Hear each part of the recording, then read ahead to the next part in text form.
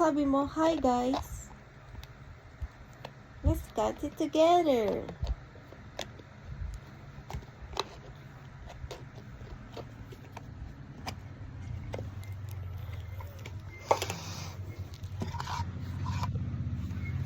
Hi guys! Hindi nagpatulog ang bata.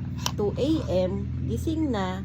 Hindi na siya nagpatulog. Tapos, sinama ko sa school ni Dico.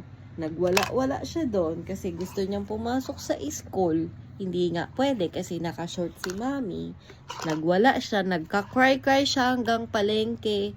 Lahat ng car na dinadaanan, sinisipa, hinahampas, ganun. Pugs! Pugs! Pugs!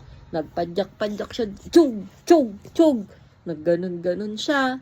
Tapos, nagwala-wala siya doon, magpalo-palo siya doon sa mga vegetables. Tinadyakan niya pa yung banana. Tapos, nag-walk kami pa uwi. Nagwala siya, cry siya. Ganon-ganon siya.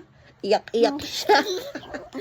Tapos, pag uwi, parang walang nangyari. Kasi, papagalitan siya ni mami pag hindi siya tumigil.